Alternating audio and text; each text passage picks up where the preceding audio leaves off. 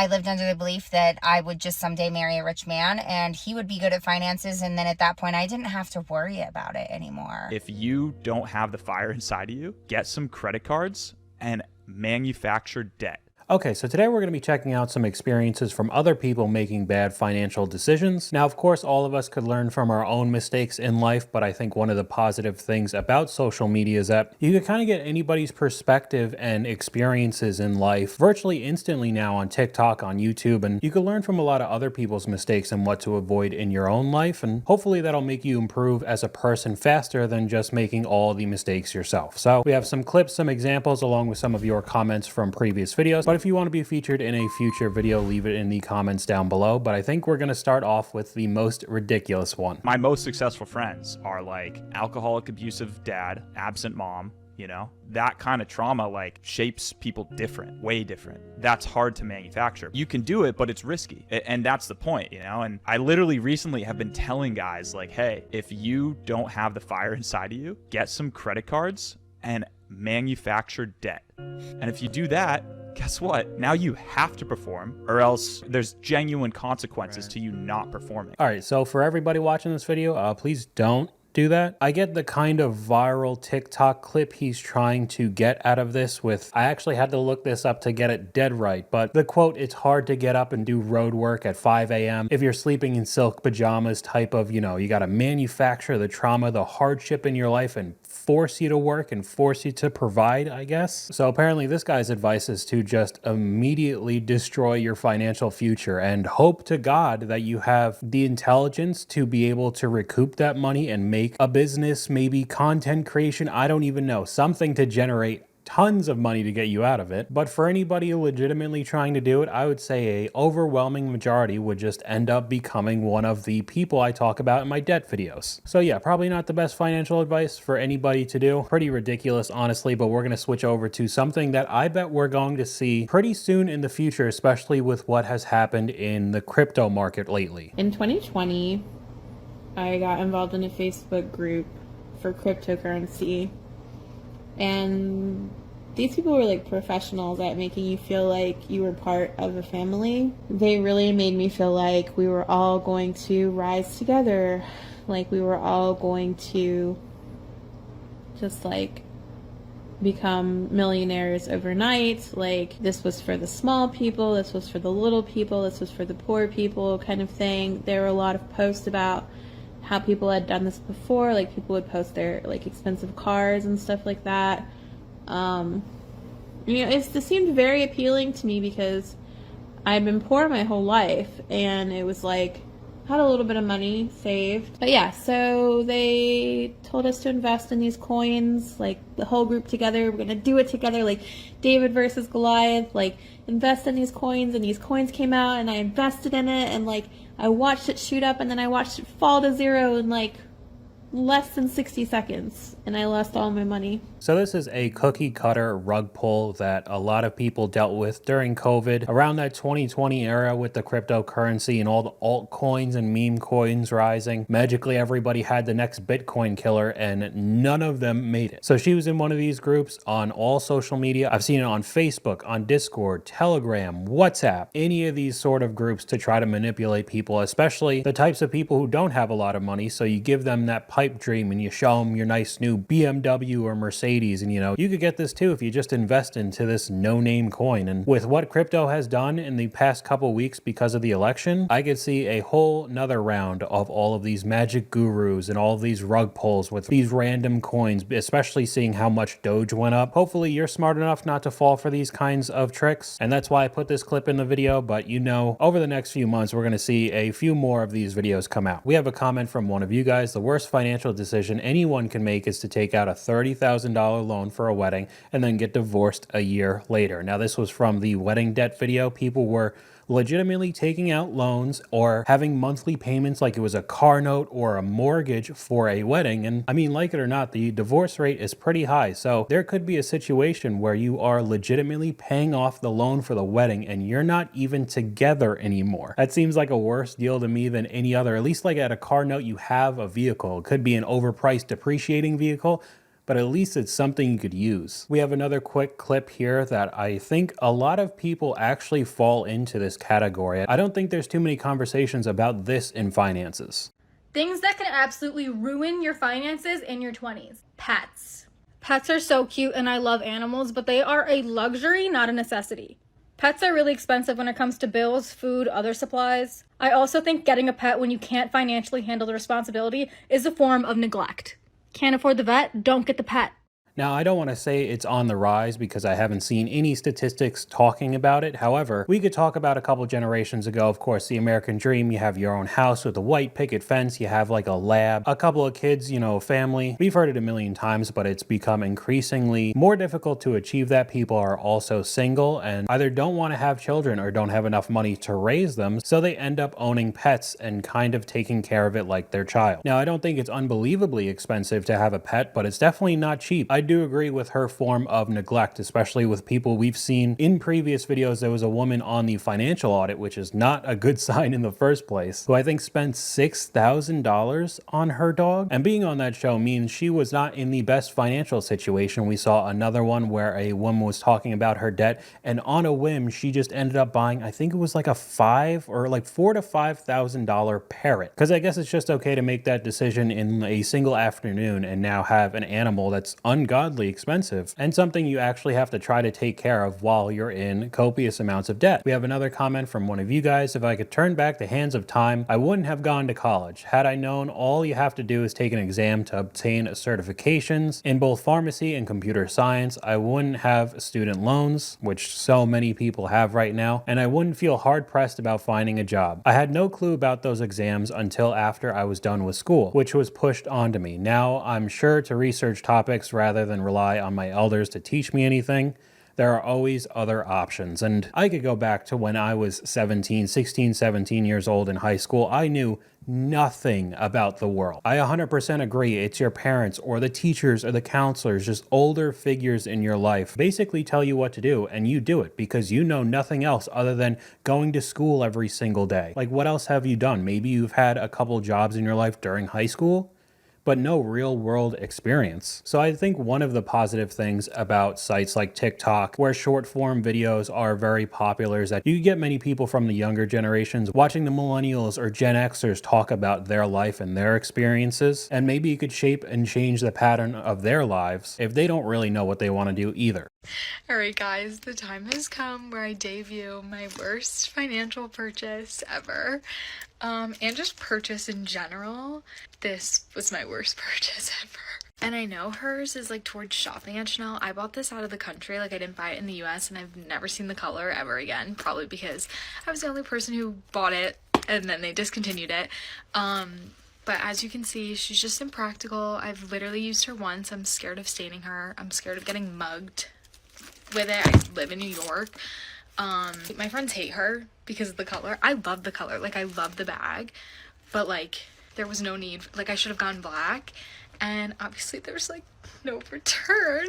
So if anyone wants her, literally I love her and she's basically brand new, please buy her from me. All right, so we got a lot of things to go over there. I don't know how much Chanel bags are. I don't know if they're in the high hundreds or they're in the thousands. She didn't say how much she legitimately paid for this, but I just think it's so odd to spend so much money, especially when she knew that the color wouldn't match any of her outfits, or she's afraid of getting it dirty out in public, which is where you're supposed to wear it, or her being a target for somebody because she lives in New York City and she could get mugged. Like, where are you actually going to wear this item? The other thing that I think is odd that I see sometimes with vehicles is calling an inanimate object by like he or she, as if it's like a real human being. It's just an object. People do it with cars all the time. I don't really get it. It's just a utility. Maybe it's a luxury utility. And I know people's excuses are like they take care of their vehicles and it's like they have a name. It's almost like it's a part of the family, but it's not like you're not allowed to take care of vehicles and just still think of it as a utility or a machine. But I guess some people also do that with purses. I don't know. Maybe it's just the consumerism in the US making items more important than they actually are. But one saving grace that I think she could have is that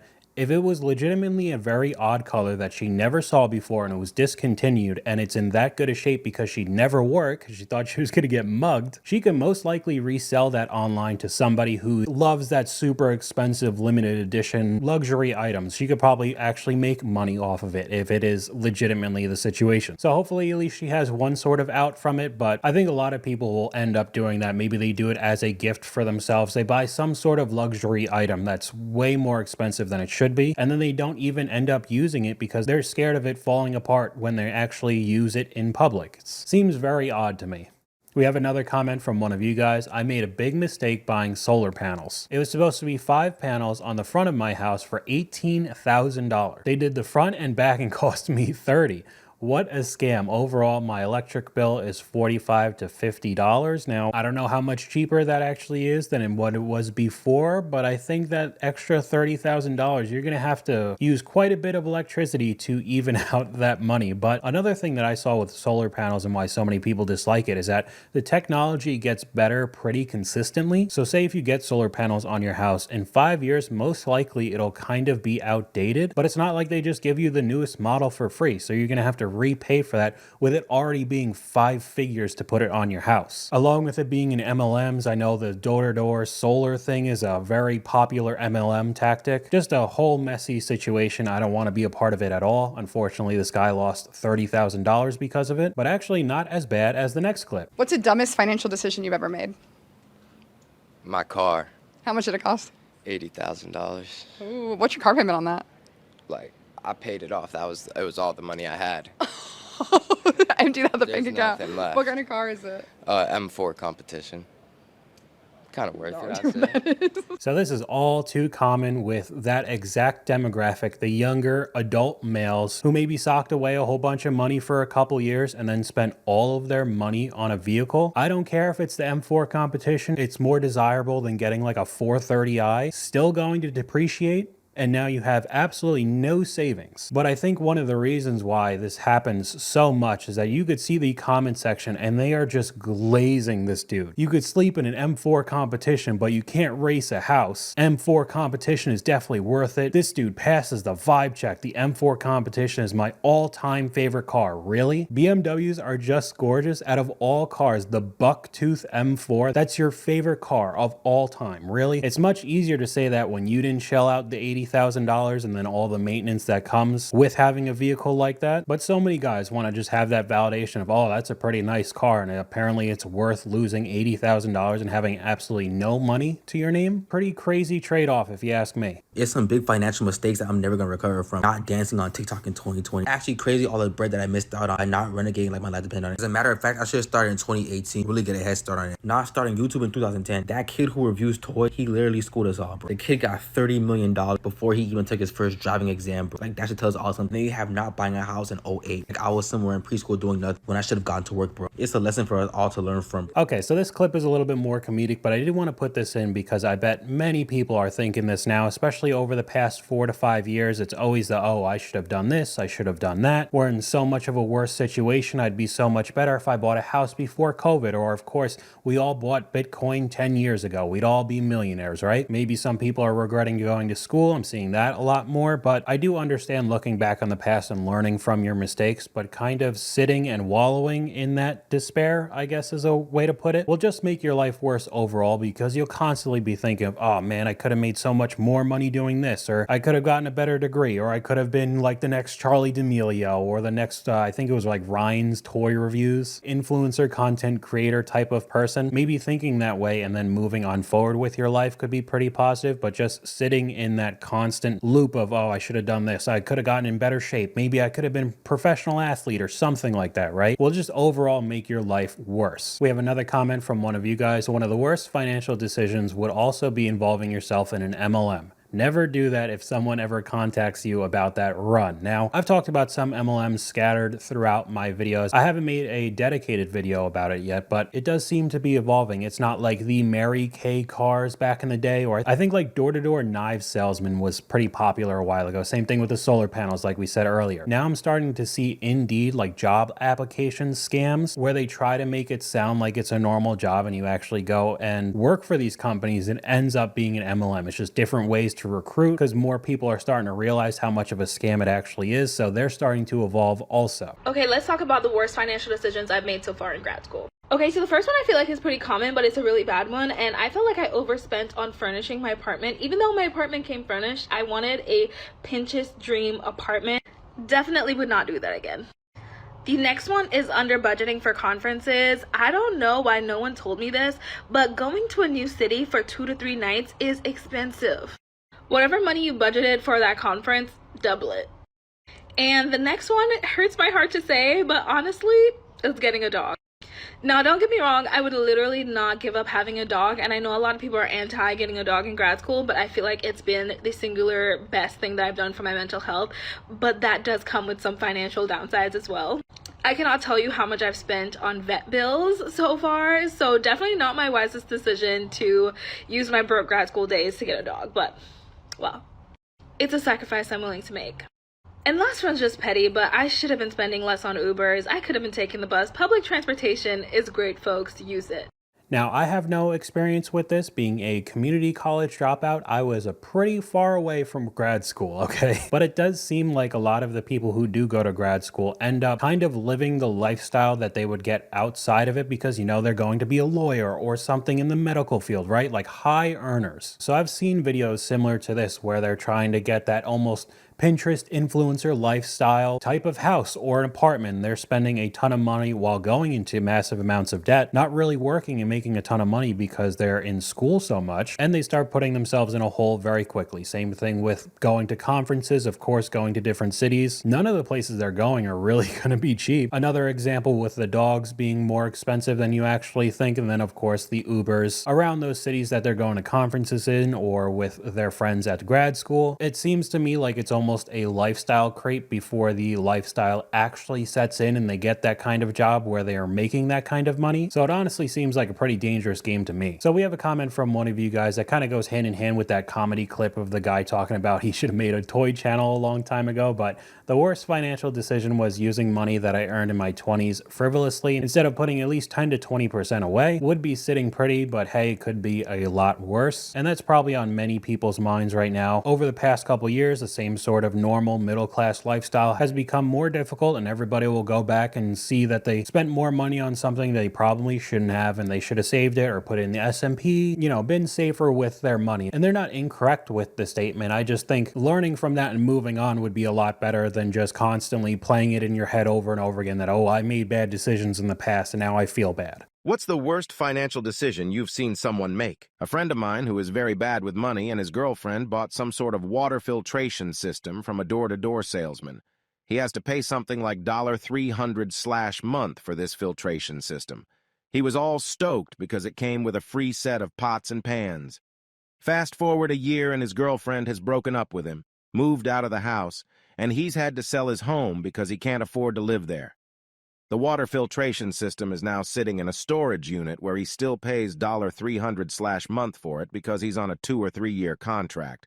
Sorry, the details are fuzzy. We have great water quality in my area. Kind of seems to me like somebody got sold a door-to-door salesman product, but especially in those ridiculous contracts where it's that kind of monthly. Like, I know the solar panels are supposed to be better for the environment. You know, you're getting your electricity from the sun and your bill shouldn't be as high, but when you're having payments that are similar to getting a vehicle or something along the lines of that for a water filtration system, you just got to know it's not going to be a good choice. And especially breaking up, not being able to afford the house, it is just completely useless now, and you still have to pay it off. We have a comment from one of you guys talking about day traders. Wannabe day traders on their smartphone competing with professionals sitting 12 hours long in front of 6 to 10 monitors. Not a good idea. We've seen that with a lot of the bad financial TikTok advice from the gurus who are magically the best day traders in the world. They're getting 5% a day back, even though they have virtually no followers. No proof of what they're doing at all. They're just spewing out random stuff on their videos just to try to convince you and sell you a course about day trading, and then magically that's how they make their money. But they try to make it seem like you could just swipe it and hit a couple buttons on Robinhood and you would magically beat all the people on Wall Street who are basically drugged out staring at these monitors the entire day if they don't already have scripts and robots doing it for them. What's a bad financial decision you regret making in your life?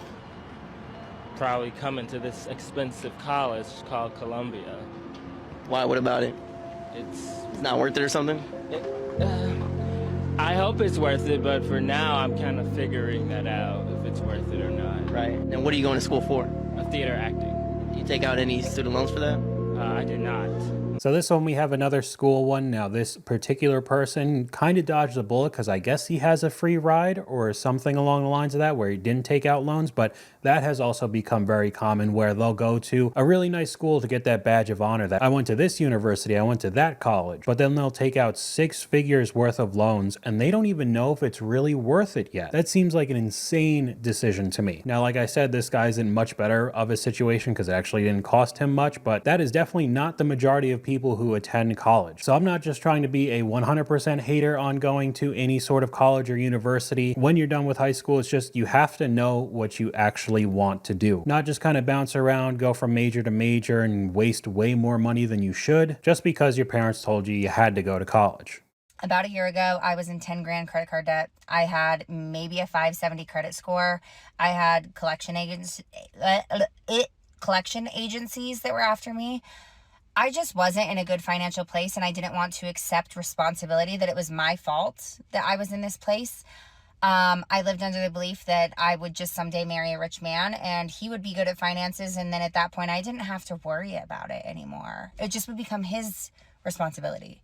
Now, unfortunately, this has become very common with a lot of people we've seen in crazy debt. Overall, just not taking accountability for their actions because they believe that their student debts are going to be called off by Biden. Or they could rack up 5-6 figures worth of credit card debt, buying whatever they want, going on whatever vacation, and then they could just hit the bankruptcy button and reset and be completely fine and just do it over and over and over again. Or in her situation, marrying somebody who's rich, and then I never have to worry about finances again. And especially in today's age where more and more people are staying single, all the accountability and all the responsibility for your life is just on you now. The worst financial decision I've ever made.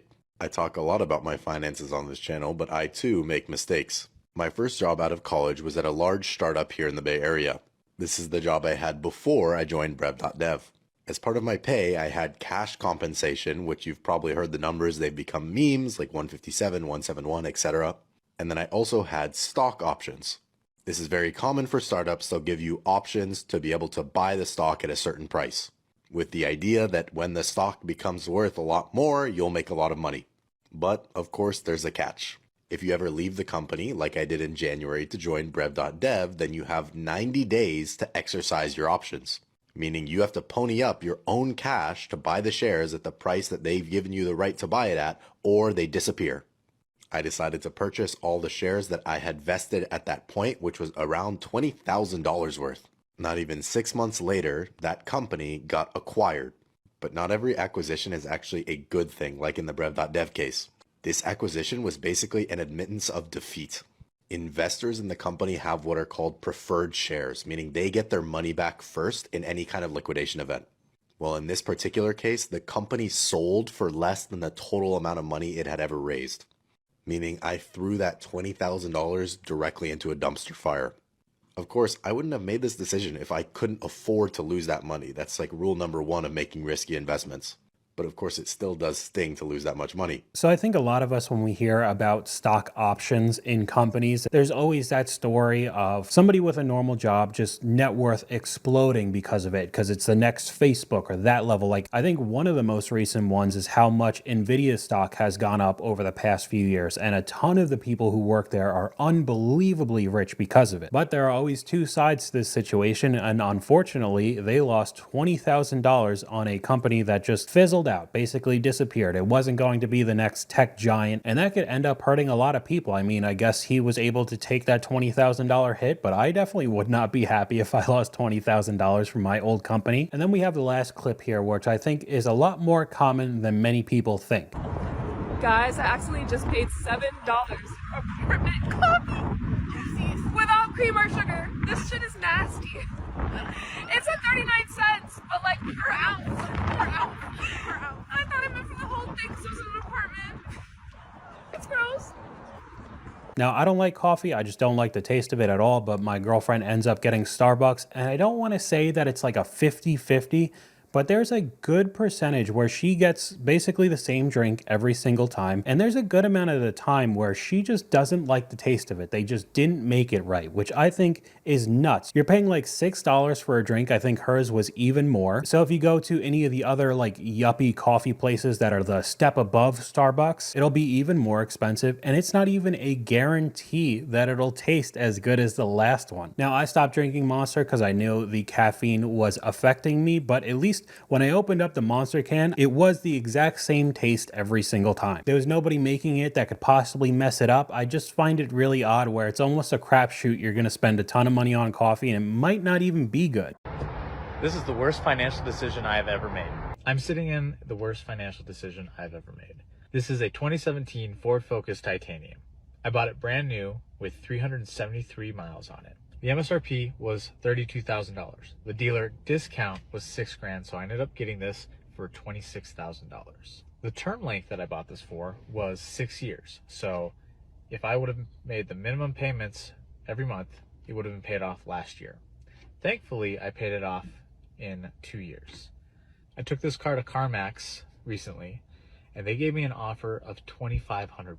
That means that I have lost $24,000 roughly in the last 6 years. There's no resale value on this car.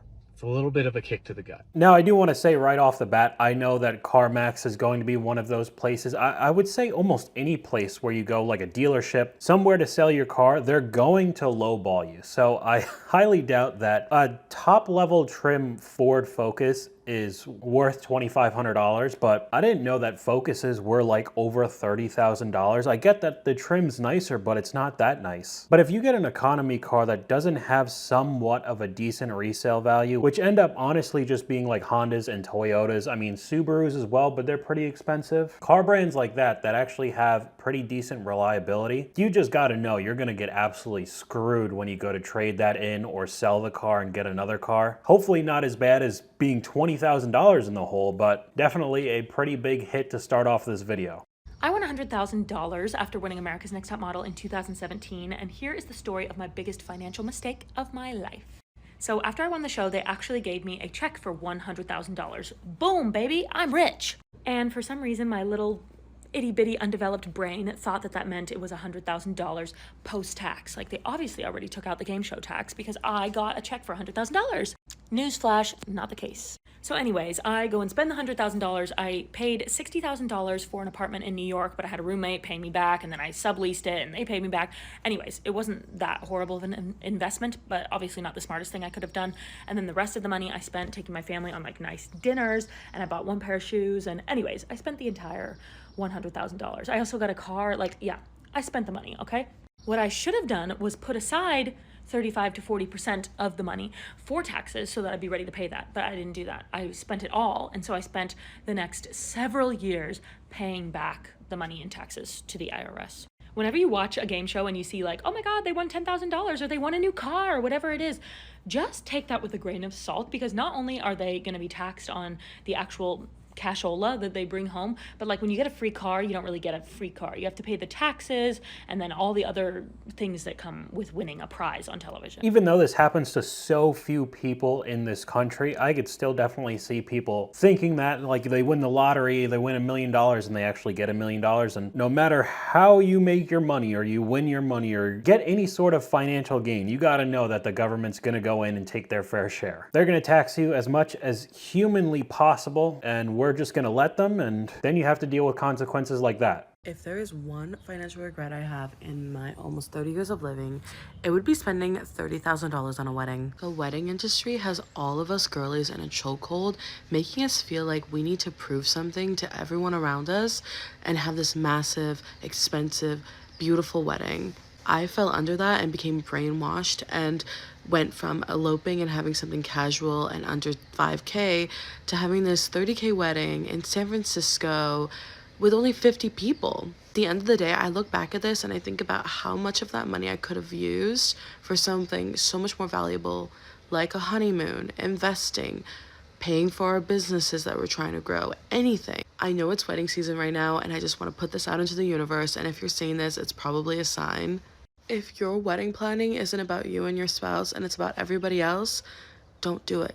Just elope and save their money. I even have personal experience from people that I know that their wedding actually cost $50,000 and they're not even together anymore. I don't know what the statistics were. I remember hearing a while ago it was like a 50-50 if you were gonna get divorced or not after you got married. Maybe it's still that high, maybe it's not anymore, but still, just that much money for a one-night party. I could even understand if you spent that much money on a honeymoon, which would be still pretty crazy, but at least that's a vacation. You get to like see the world. But then we could go over to the men's side of this issue and see some pretty bad financial decisions that I bet a lot of people would understand this guy. Your worst financial decision and why?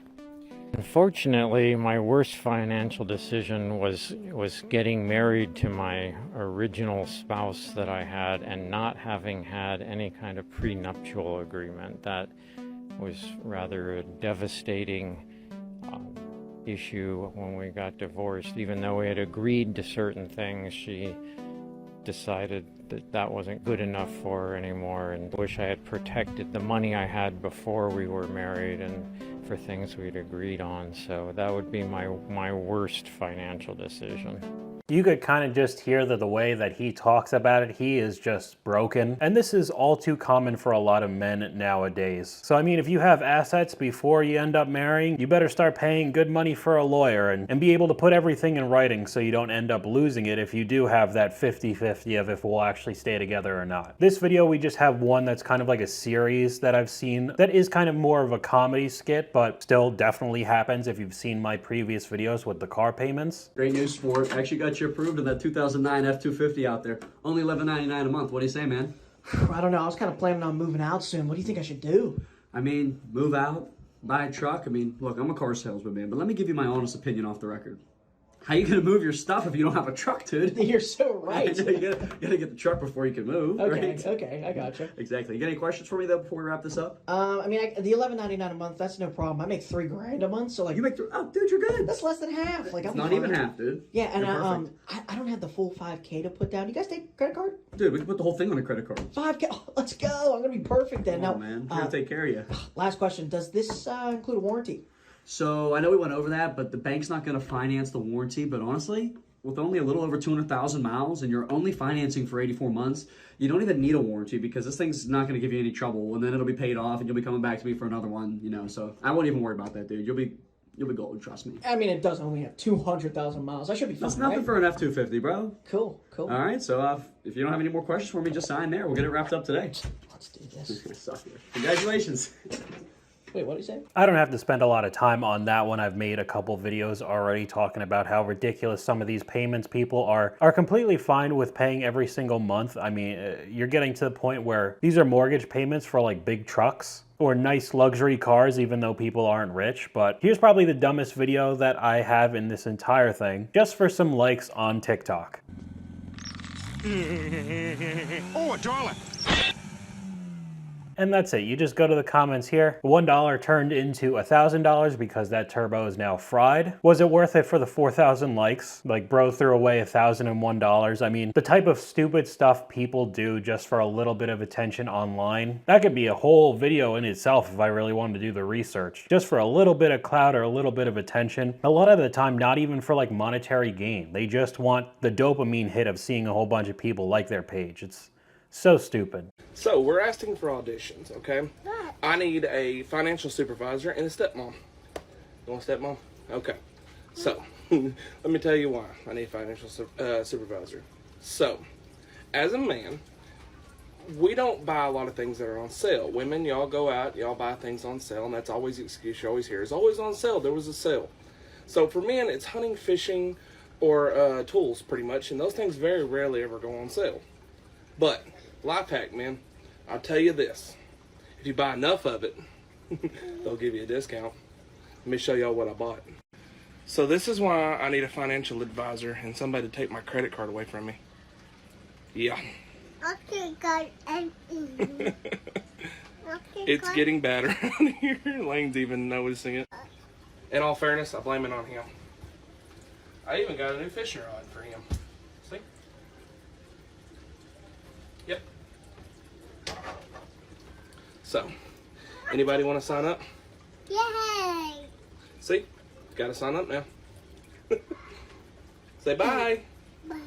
Now, these are the kind of people that actually get me angry because they actively know that they're making a stupid decision and they're still doing it, and they make it like it's a joke. Somebody needs to take away its credit card. It's like, no, you need to be a responsible adult. And it's not even just him being stupid. Now it affects his child that still needs food, still needs you to pay the bills and everything because, I mean, it's just a little kid. But this is actually the male version of all of those other cringe videos that you've seen of like single moms with like 5 kids from 4 different dads, and you have to go and be Superman and save them all and all of that kind of crap. And it's just, this is actually just the male version of it. So I feel bad for the kid, but I don't have any sympathy for the dad. Since we talking about scams, let's talk about how much of a scam student loans are. They push this whole fucking agenda on us. Oh, go to college so you can get you a good job and use that good job to pay off these fucking student loans. As if that's the only way to make a decent living in America. When some of the most successful people have never stepped foot in a university before, have never stepped foot in a community college before. If I would have known the things I know now back then, I would have never went to college. This is through 3 different schools, 2 different majors, 1 degree, because I didn't even finish the second one. I'm literally like 2 semesters away from a bachelor's that I never finished and I never will finish. It ain't nothing wrong with a trade, but it was so pushed. Now don't take this as me saying that there's anything wrong with college, because it's not. But what I will say is, I went just because I felt like this is what I was supposed to do. And I was halfway through my bachelor's degree before I sat there and realized, this is not what the fuck I want to do with my life. And that is why I never finished that degree. I understand her a little bit because I bet people would be angry that she went to like different universities, did different majors, and just started racking up even more bills than she was already going to get if she had like laser focus and did everything exactly the way it was supposed to be in the perfect amount of time. But it is almost mandatory now when you're like 17 years old, senior in high school, you already have to like commit to a college that you're going to, and then you're locked into paying that amount of money per year. And then you have to instantly just find what you're supposed to do for the rest of your life. I've done the same thing. At least I did community college. So instead of her $47,000 balance, but by the time I dropped out, I ended up owing about $21,000, I think almost $22,000 worth of debt. And I switched majors 3 different times. But a lot of the time you don't even have enough time to decide to wait to go to college. Parents are pushing you, guidance counselors, teachers are pushing you to immediately go to college and get into tens of thousands of dollars worth of debt. And then you become like this woman being $50,000 worth of debt when you don't actually really want to do what you were set out to do in college. For me, it's easy. I poured $255,000 into my 401k account over 17 years at my corporate sales job because it was matched and pre-taxed. What a bunch of nonsense. When I could have easily taken that money and purchased $1.25 million worth of real estate. That's 20% down payments, 10 properties, grossing $12,500 per month. That portfolio now would probably be worth $2.5 million. Who knows, maybe even more. I'd have a ton of equity in the properties because the loans would have been paid down massively by tenants. I'd have a bunch of tax benefits. That is a sweet retirement, not the 401k. So this one I wanted to put in the video because there's a whole bunch of memes of like, you know, back in 1998 when I was in preschool, I should have actually been buying property instead of learning like my ABCs. There's a whole bunch of like funny memes like that, but this one is like a clear hindsight. It's like, yeah, of course, everybody in 2016 should have gone and bought Bitcoin. We'd all be millionaires by now. But I think a lot of the people who should have done all the real estate and buying it would have actually done it, because I'm not gonna lie, I don't really know much about real estate at all. So like the only people who end up really benefiting from a lot of the real estate just booming and going up are people who already knew it before it started exploding. There's not a lot of people just throwing money into real estate and hoping that it went up and it magically did, even though they have no idea what to do with any of their properties. So this one's kind of like a hit or miss, obviously. Of course, you should have put all your money into something that has blown up in the past like 10 years, of course, but how many normal people would really know that? I feel like just the people who knew about real estate before it started going up would actually know, invest their money and make a ton of it. Yo, Don, what's up? What's the worst financial decision you ever made? When I was 18 years old, I ended up buying a 2005 Chevy Malibu with 100 and something thousand miles on it from a buy here, pay here car lot. And I ended up paying 3 times the value of the actual car because I was so hyped to want to get a vehicle. So don't be like me. I wasted thousands of dollars trying to be hyped. Get your credit right and only buy something when you know you can truly afford it. I could definitely see this being more prevalent in the next few years. Those predatory payday loan, buy here, pay here type of car lots that I guess are still used car lots, but you know what I'm talking about. Basically like the loan shark type level of buying a car. How difficult it is to buy a new car just period right now, along with used cars. At least some of them are going down, but it's still overpriced. So you have these like junk lemon law cars being sold to people who don't have a lot of money, and they don't realize that even though they only spent like $3,000 or $4,000 on a car, the amount of interest you have to pay by the time you could maybe pay for that car if it doesn't get repoed because you just can't afford it at all. Like he said, he was paying 3 times the amount it was actually worth. And by the time he could possibly sell it or trade it in to get another car that's more reliable or newer, there's gonna be no value in that car. So that astronomical amount of money that he paid for that car is just completely gone now. Story time about one of the worst financial decisions I've ever made. From 2020 to 2022, I was an online fitness coach and I had a full-blown business. I had employees, I had an assistant coach. At one point, we probably had like 70 clients and I loved it. I loved it so much, but there was always this pressure to quote unquote invest in yourself and invest in your business, which I do not disagree with, okay? The more advanced you get in your business, the more you are encouraged to invest and the more expensive it gets. So I decided to spend, I'm cringing saying this, $7,000 on a business coach. And that was discounted. And that business coach really didn't do anything for me at all. Like, looking back, I really don't remember making any moves with her at all about anything. She told me I needed to go to therapy, and that's about it. And the fact that I spent $7,000 on that, that could have been a down payment for a car. That could have been in my savings for my future house that I am saving for right now.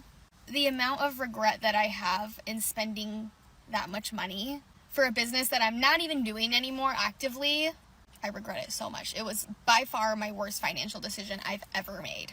Now this particular example is pretty niche because there's probably not too many people watching this video that's going to need or want a business coach, but I think this also lumps into a lot of those people that you find on social media that are like, you know, buy my $1,000 dropshipping course and be able to make 6 figures on Amazon sitting from home working for 2 hours a day type of thing. With all the issues of people not making enough money at their jobs or getting a job in general right now, there's a lot of people looking to find extra income, and you start getting into those people that find it on TikTok or Instagram. And I mean, $7,000 is a crazy amount, but I've seen some of these courses from some of these like influencer guru type of people where they are actually thousands of dollars to be a part of their community Discord group. I mean, you know, all of these courses, when you end up becoming a part of the membership or buying the course, and then you don't actually really make money from what you were supposed to be taught and, you know, be a finance mogul and some e-commerce giant. It's been an issue for a while, but I think over the next couple years it'll probably get even worse because it's technically not illegal, even though it's a gray area. I think a lot of people are going to get screwed by that while we start getting into this recession.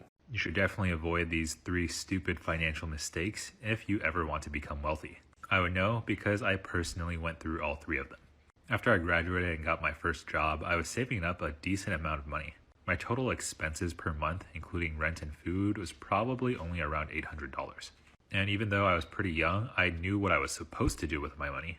Invest in the S&P 500, but that was too slow for young Frank. As many traders thought, well, I'm better than everyone else. Surely I can make a ton of money trading. After just watching Wolf of Wall Street, I thought, how hard could this be? It turns out pretty hard.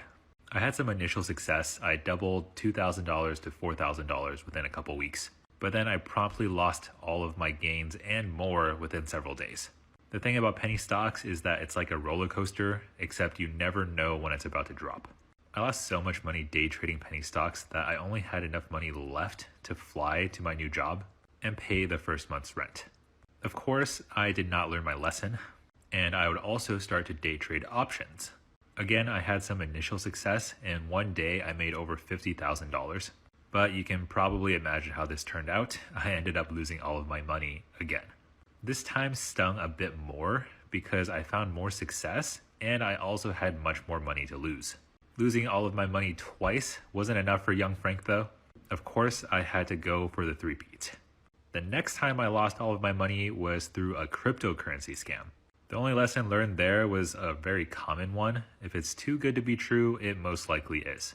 Luckily for me, even though I lost all of my money 3 times in my life, they were all relatively early in my career, so I made way more money later. And while it most definitely sucked a lot during the time, it could have been a lot worse if I went through these phases later in life. Most people will go through a lot of the same pains that I went through, usually personally, because most young people, like myself, are too stubborn to really listen to the advice of other people. You always think that you're better than everyone else until you're not, and you lose all your money. Everyone wants to make a quick buck. Everyone wants to get rich quick. I'm just here to let you know that that's usually the quickest path to become poor.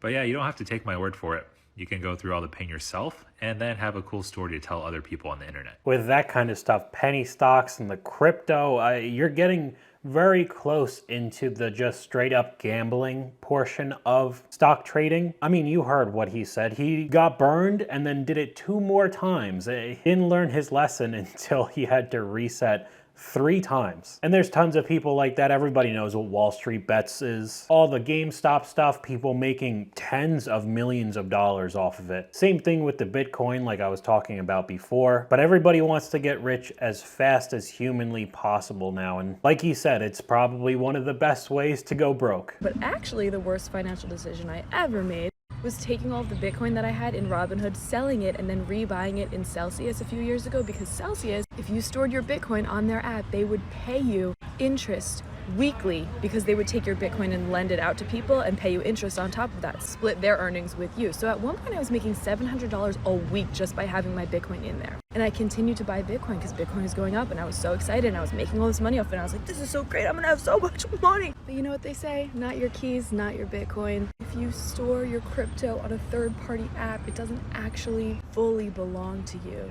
Things can happen.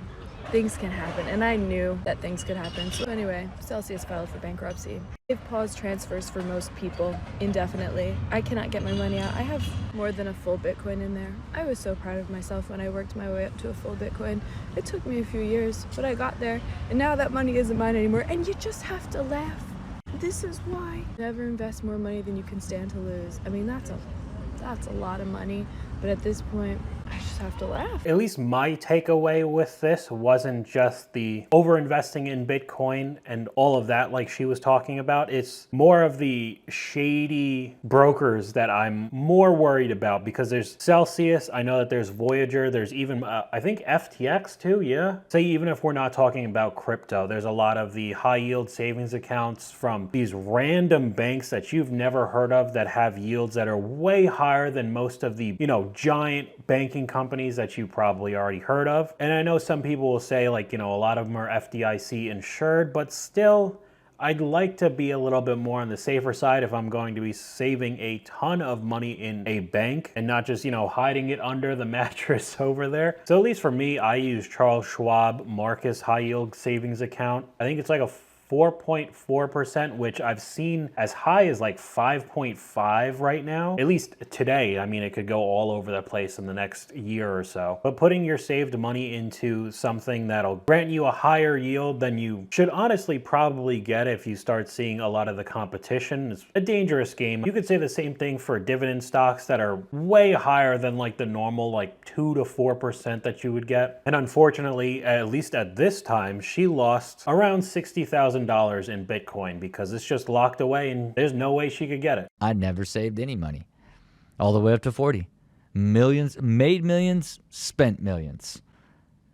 Highly successful, highly successful millionaire who had made millions and spent millions in the age-old cycle of the poor.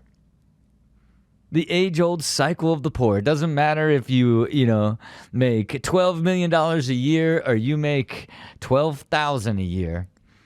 If you spend every bit of money that you earn every single year, you both end up in the same place.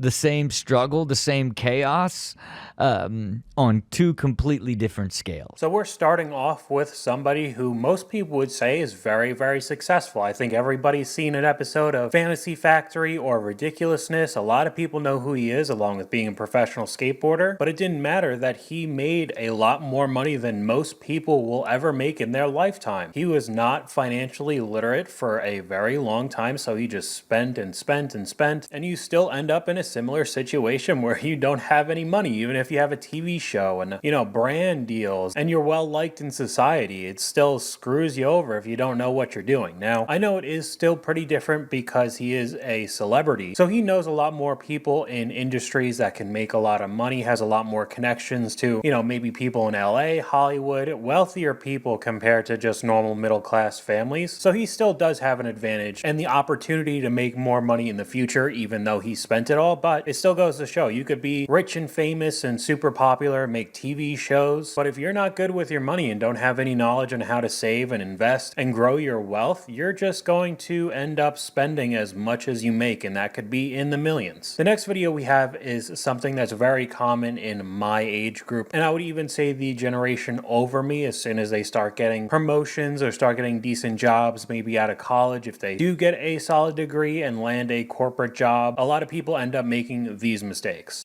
My life changed the day I got this lesson. If you're taking notes, listen to this podcast, you want to pause this, just listen to this over and over again. The biggest mistake that people make with their financial lives, with creating wealth, is as they make more money, they simply start spending more money.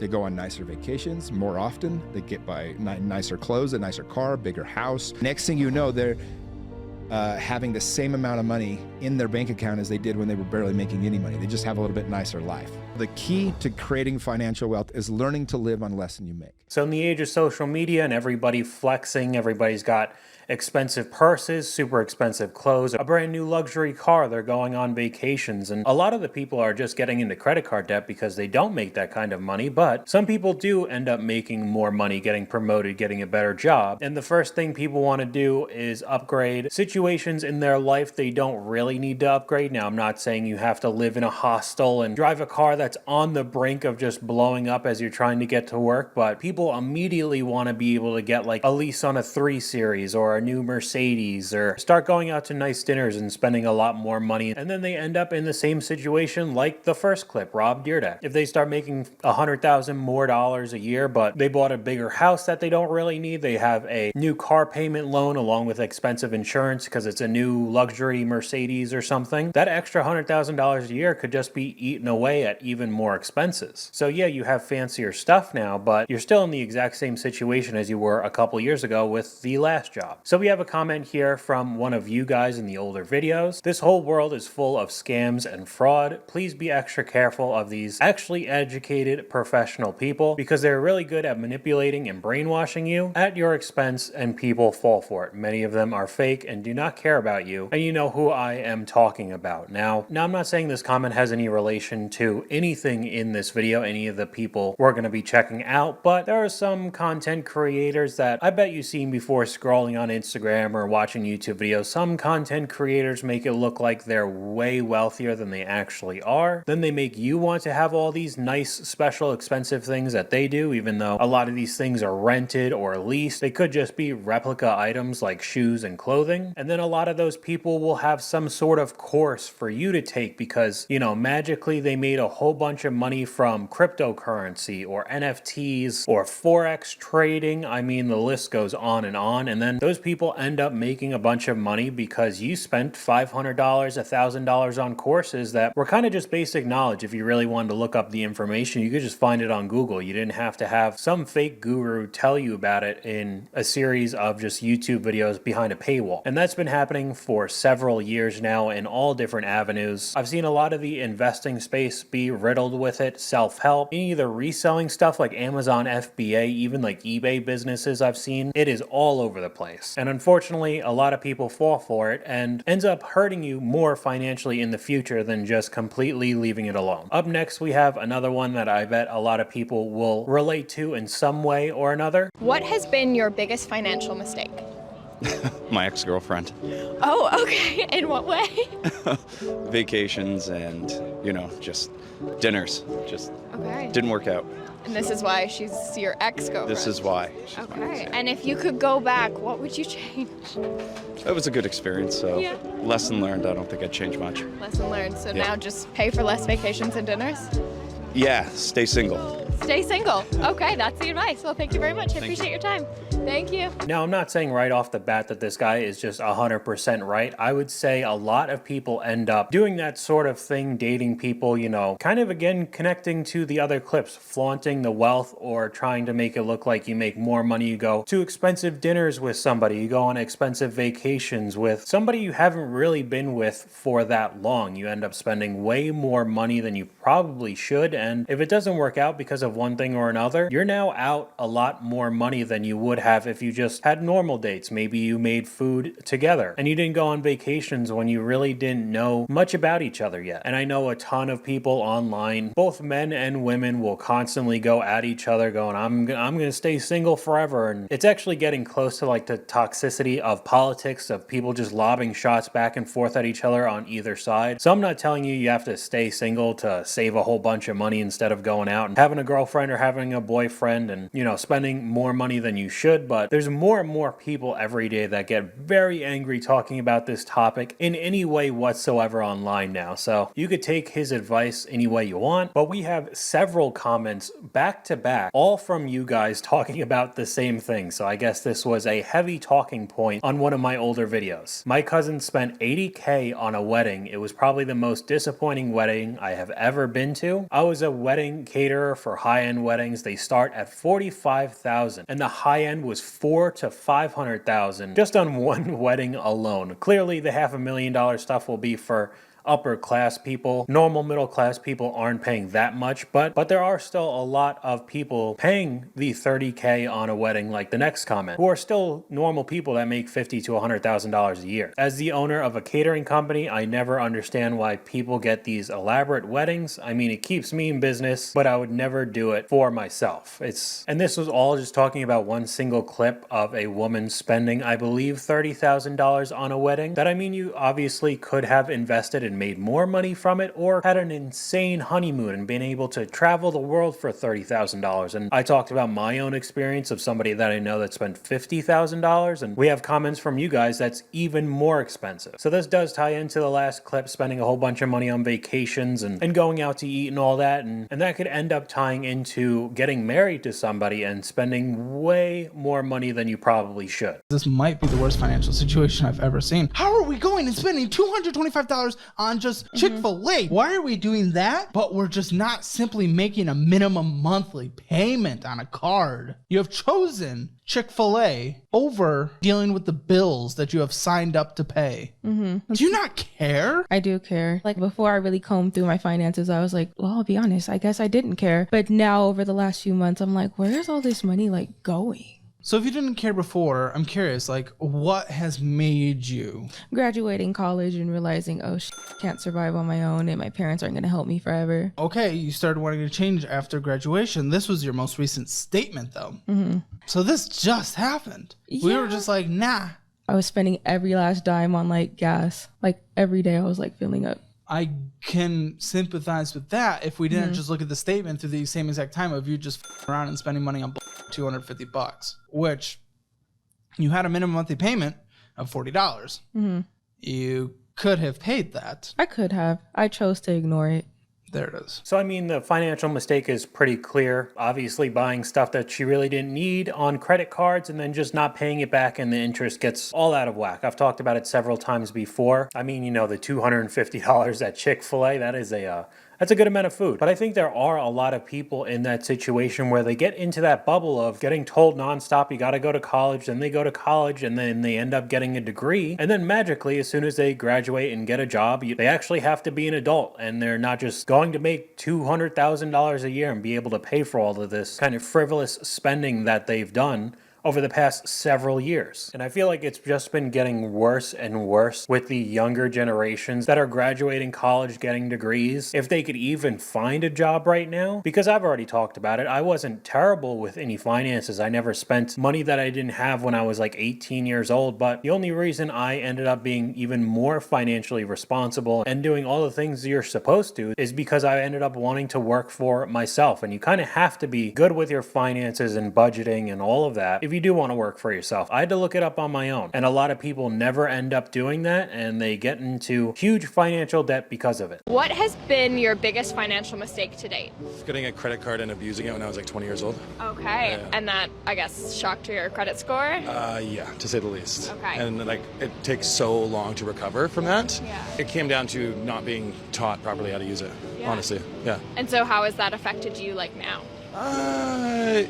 I've applied for credit cards then over the last like 10 years, and it's been difficult. I've had difficulties with it. Yeah, Yeah. of course.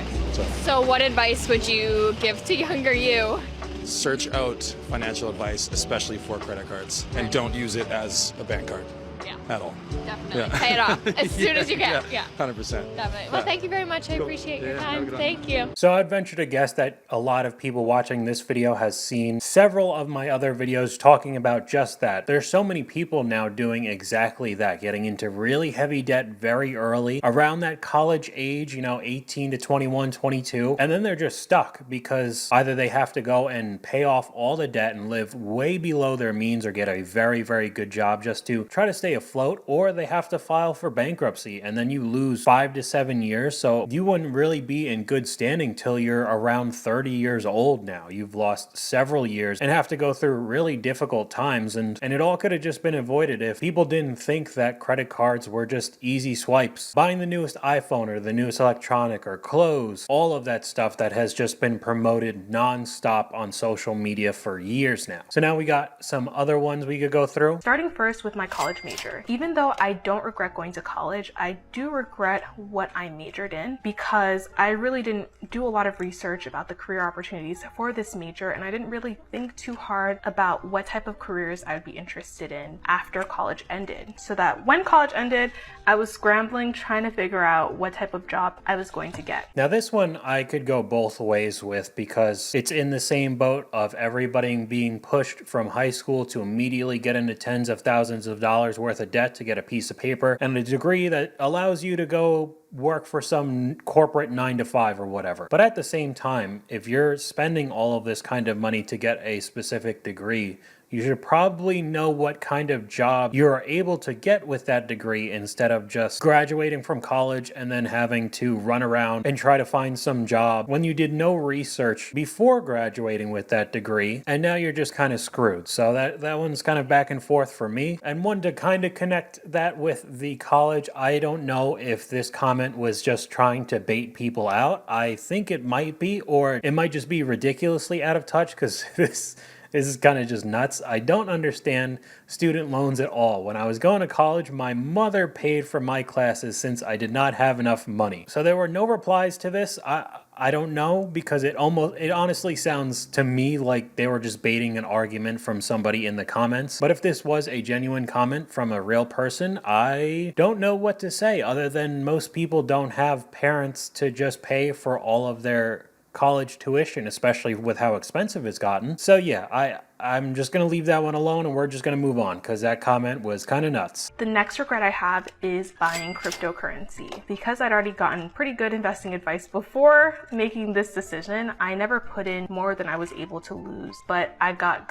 This was a really good lesson for me because it taught me that any investing strategy that's promising you that you'll get rich immediately, you need to run to the hills because it's not possible. So you could say whatever you want with the stock market in general and then cryptocurrency, whether it's the Bitcoin or the more stable, which isn't really that stable, but you know what I mean. Bitcoin, Ethereum, the big ones. And it's not just the random coins that go up 1,000% in an hour and then they get rug pulled or just completely fake pump and dumps, all of that kind of stuff. But like we talked about earlier with the comment about many people running scams and brainwashing people, this has happened to a ton of people over the past few years with all the NFTs. I think NFTs just in general are basically gone now. I haven't heard anything anything about them in a couple years. So almost all of them have been some sort of rug pull or just losing a massive amounts of money, and that's kind of dead and gone. But it's the same thing with the cryptocurrency, and a lot of people have gotten burned by it. We have another comment here from you guys. The worst decision to make with your money is to gamble. It's catastrophic, and now you could take that in the way of maybe gambling in the market. Even if you do the index funds, you know, the SPYs, the NASDAQ, and all of that that's supposed to be more stable, it still is a gamble. You could take this comment in the same way of the NFTs and the cryptocurrency, or legitimate gambling. I've talked about it several times and will still talk about it over and over again in these videos, how much I hate actual gambling, you know, all the slots, the lottery, all the sports betting. I think it is very, very predatory and highly addictive to people. I mean, it's just completely okay now to let children gamble in video games, and there's really no regulation. So all of that kind of stuff is still pretty dangerous, and I would just say, honestly, do it at your own risk. Promise this is not skeezy investment advice. I just want to tell you the story of the worst investment mistake I have ever made. So I had around $60,000 in my Roth IRA, and every once in a while I would check on it and just be a little perplexed why it wasn't growing like my other accounts were. I think after a year it had grown maybe 10, 11 cents. So I started asking around because that just didn't seem right. And I quickly realized that I never invested it. It was just sitting there like a checkings account, because you actually have to make your investment selections with a Roth IRA. So I invested it, and shortly after the stock market crashed, so all my accounts are in the red, including that one, which is really sad. Anyways, a lot of people forget to invest their Roth IRAs. So if you recently set up one, please triple check that it is actually invested in something. Don't be a loser like me. So this is somebody that is still pretty financially literate if they are investing in a Roth IRA. She's doing more than a lot of people do in America right now. She ended up missing out on a lot of money, and because no matter what way you look at it, investing is still a gamble. Unfortunately, when she put her money into the market, it went down, losing some money. So pretty unlucky situation for her, but we're gonna get into one of the classic car videos. All right, bro, it's Birthday Miracle. Got you approved on that Scat Pack. They only want $3,000 down, and the payment's only $799 a month. So Man, let's get it done. I can't believe you got me approved, man. Let's go. Yeah, that $799 though. I can't swing that right now. And if I'm being truthful with you, that employment information I gave you wasn't actually accurate. I got you, but the bank doesn't even want proof of income, so we don't gotta prove all the details. As long as you got a job, you're good, bro. Well, I don't have any income to prove because I don't have a job, bro. Oh, you were just lying. Yeah, I can't afford that. Hey, but you a hustler, right? You a grinder? Get it out the mud? Yeah, That's what I thought. So you're gonna figure that out. The bank approved it, no questions asked. So all right. let them worry about all that. I just need $3,000 down. I'll send you home with a Scat Pack right now. I got $3,000, but that's all I got to my name right now, man. Let's go. Put it down on your dream car. Yeah, but I was trying to start like a clothing bubusiness down in the city. So see, you really are a hustler. I got you. But who's gonna pull up to the shoe store if there ain't a cool car out front? This is an investment for the business. Yeah. If they see like a Prius or a Honda Accord out front, they drive right by. When they see the Scat Pack, you right. They see the Scat Pack out front, they're gonna stop right in and buy all the merch. So come on, bro. Let's invest in the business together. All right, yeah. Makes sense. I'm so happy for you, bro.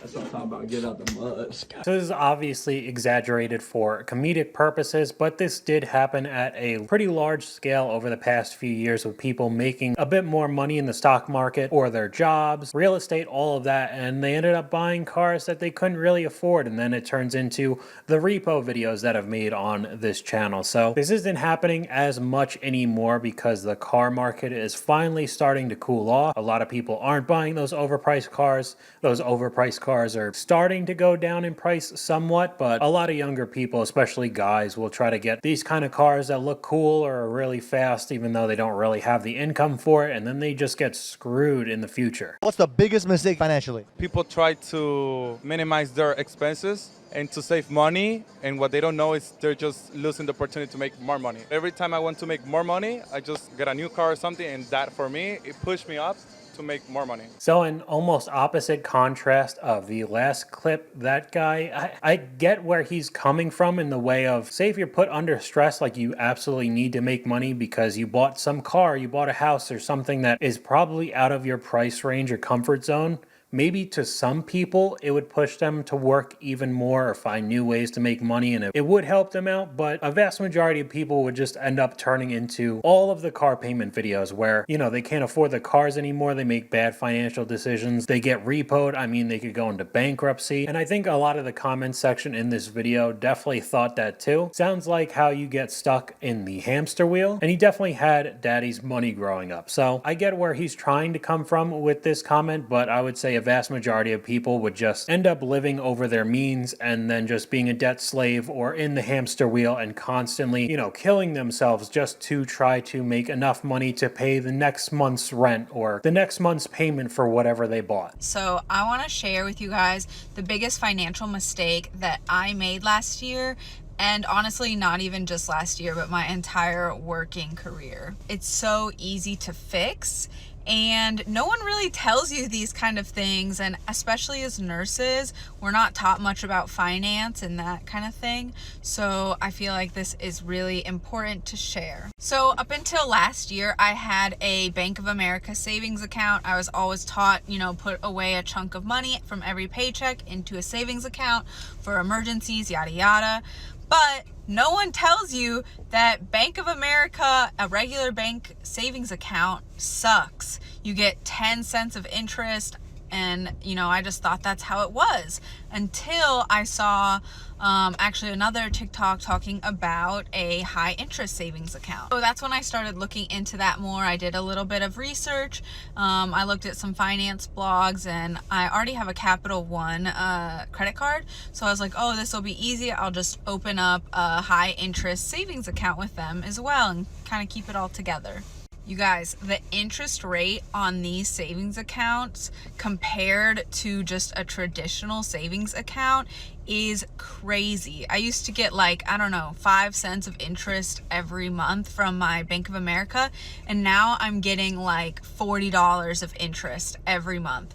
And if I would have known this sooner, I would have had so much more money. So I know this does definitely vary with the market. High interest savings accounts are pretty high right now, anywhere from like 4 to 5%. But just a couple years ago, around 2021, interest rates were very, very low. So it's not just something that is consistent for years and years, but normal savings accounts are almost at the level of just normal checkings accounts. So a lot of people don't know about the high interest savings account like I've talked about before. I've only had mine for maybe around 8 months or 10 months, and for the longest time I kept all of my money in a checkings account, which was pretty stupid, and I potentially lost thousands of dollars worth of interest over the years just because I didn't put mine in a high yield savings. These are the 3 biggest financial mistakes I've made so far in my 20s. These are going to be ranked from least to most dumb, and also we're quantifying how much these financial mistakes cost me. Also, mind you, I'm only 24. I still have a lot of time in my 20s to make more financial mistakes, so these are all relative to like my age and my income. My first financial mistake is buying a new-ish car. I'm ranking this as least dumb because at the time it kind of made sense. When I bought my new car, my old car was having a ton of problems. It was breaking down all the time, and I was driving a ton for work. I would drive like almost every week, 5 hours down to West Virginia and 5 hours back. My dad didn't want me to be driving 10 hours a week in a car that was breaking down all the time, and my mileage reimbursement from work covered my car payment, so it definitely made sense when I bought it. But a month after I got that car, I actually quit that job and got a remote job, so my old car would have been totally fine. My car was $19,000, and I probably paid a couple thousand in interest as well. We'll call this like a $24,000 financial mistake. Second is blowing all of my income senior year of college. I did not save even $1 that entire school year, and I was working a lot. My expenses were super low as a college student. I think my rent was like $600 a month. And at the end of the school year, I quantified how much money I made, and it was like close to $25,000, and I completely blew it all. So if you don't think that it's easy to spend that amount of money, you should track your expenses. We'll say that I should have saved at least 20% of my income that year. That's a $5,000 financial mistake. And third, getting a dog with my ex-boyfriend. If you missed this, my ex-boyfriend sued me for $5,000 for my dog when we broke up, making that a $5,000 financial mistake. So in total, my top 3 financial mistakes in my 20s cost me a whopping $34,000. So I don't know too much about the last one with the dog, but buying a newer car and then not saving any money while you're in college is pretty common among a lot of these people talking about it in these videos, all throughout my channel, all throughout TikTok and YouTube as well. So it's just something to look out for. But that is the end of this video. I have been recording for quite a while now. Wow. But YouTube thinks you'll like this video popping up on screen right now. But hopefully you guys enjoyed this video. If you did, please leave a like, and I'll talk to you guys later.